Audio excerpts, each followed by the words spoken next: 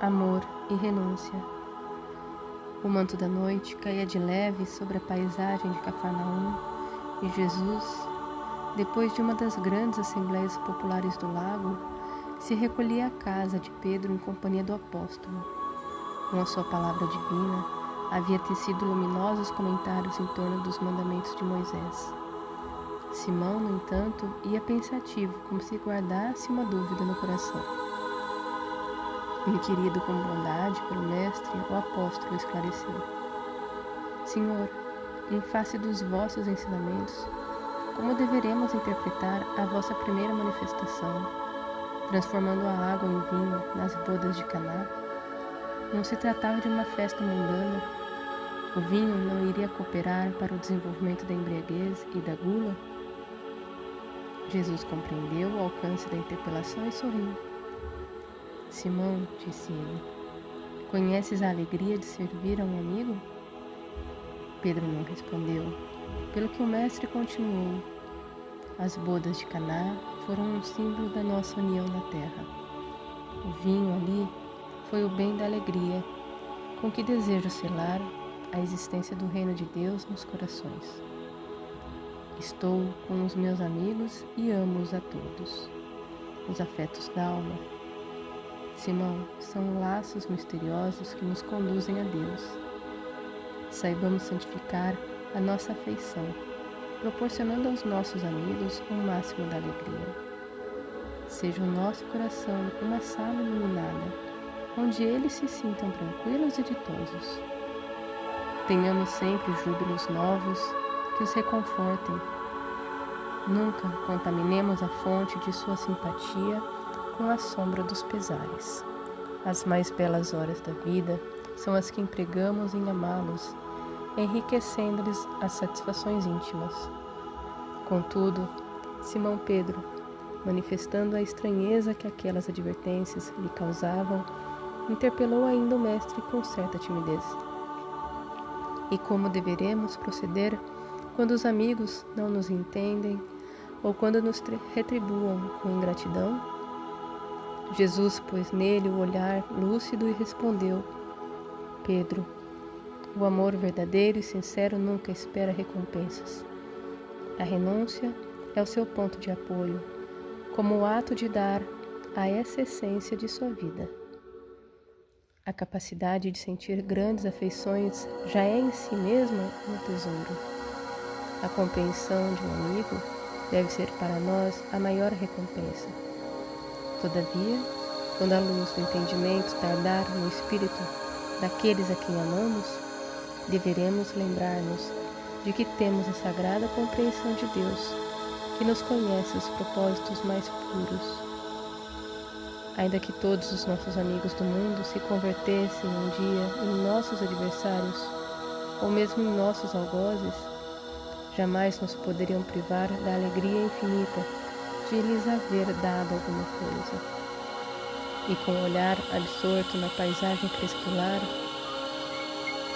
onde vibravam sutis harmonias, Jesus ponderou profeticamente: o vinho de Caná poderá um dia transformar-se no vinagre da amargura. Contudo, sentirei mesmo assim júbilo em sorvê-lo, por minha dedicação aos que vim buscar para o amor do Todo-Poderoso. Simão Pedro, ante a argumentação consoladora e amiga do Mestre, dissipou as suas derradeiras dúvidas, enquanto a noite se apoderava do ambiente, ocultando o conjunto das coisas no seu leque imenso de sombras.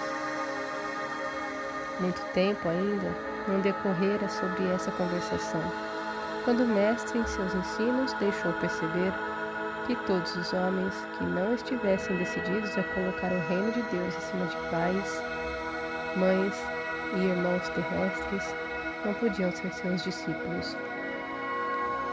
No dia desses novos ensinamentos, terminados os labores evangélicos, o mesmo apóstolo interpelou o Senhor na penumbra de suas expressões indecisas. Mestre, como conciliar estas palavras tão duras com as vossas anteriores observações relativamente aos laços sagrados entre os que se estimam? Sem deixar transparecer nenhuma surpresa, Jesus esclareceu: Simão, a minha palavra não determina que o homem quebre os elos santos de sua vida. Antes, exalta os que tiverem a verdadeira fé para colocar o poder de Deus acima de todas as coisas e de todos os seres da criação infinita. Não constitui o amor dos pais uma lembrança de bondade permanente de Deus? Não representa o afeto dos filhos uma suave perfume do coração? Tenho dado aos meus discípulos o título de amigos, por ser o maior de todos. O Evangelho continuou o Mestre. Estando o apóstolo a ouvi-lo atentamente, não pode condenar os laços de família, mas coloca acima deles o laço indestrutível da paternidade de Deus. O reino do céu, no coração, deve ser o tema central da nossa vida. Tudo mais é acessório. A família no mundo está igualmente subordinada aos imperativos dessa edificação. Já pensaste, Pedro, no supremo sacrifício de renunciar? Todos os homens sabem conservar, são raros que sabem privar-se. Na construção do reino de Deus, chega um instante de separação, que é necessário se saiba suportar com sincero desprendimento. E essa separação não é apenas a que se verifica pela morte do corpo, muitas vezes proveitosa e providencial, mas também a das posições estimáveis no mundo, a da família terrestre, a do viver nas paisagens queridas, ou então a de uma alma bem amada que preferiu ficar à distância entre as flores venenosas de um dia.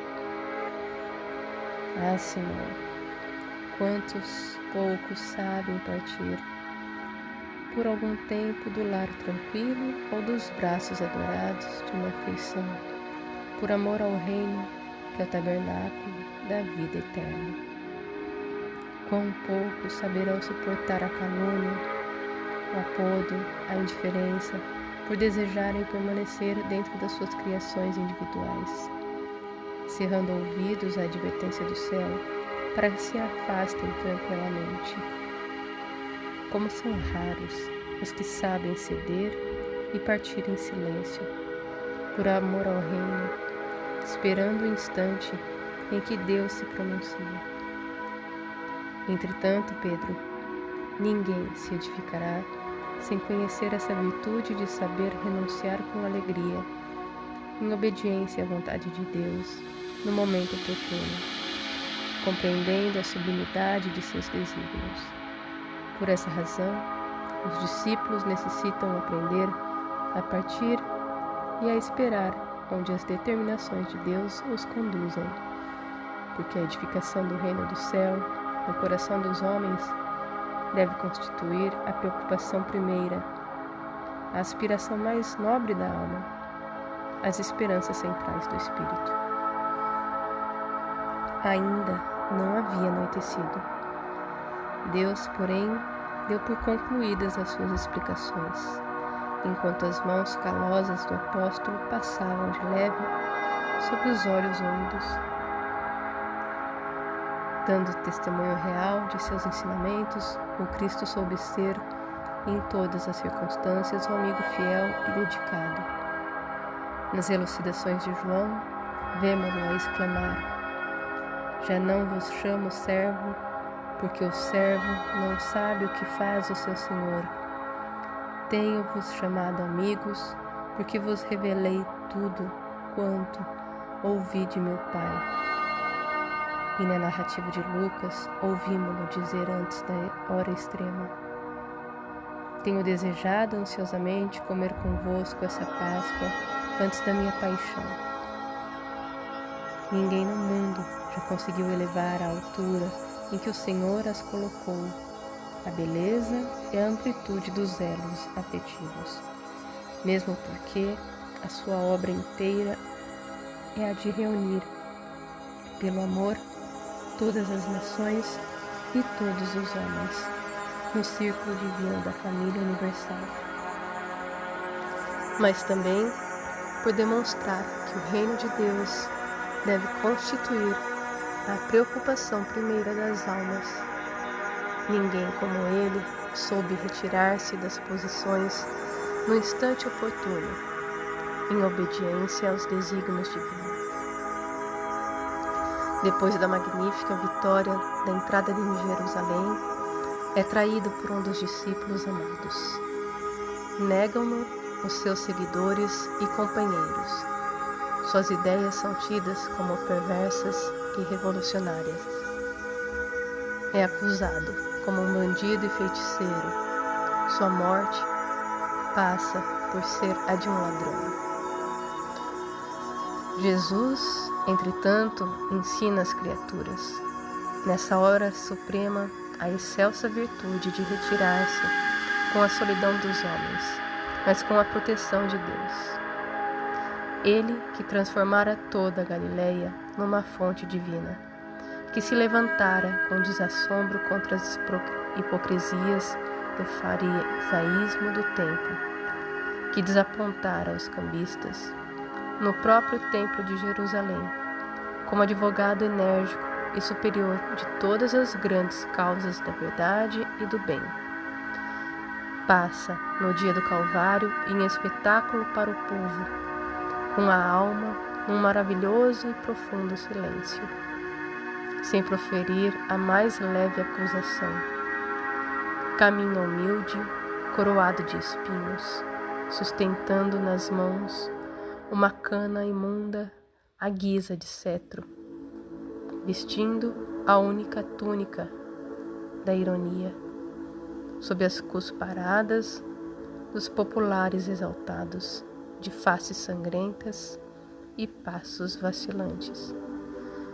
Sob o peso da cruz, vilipendiado, submisso.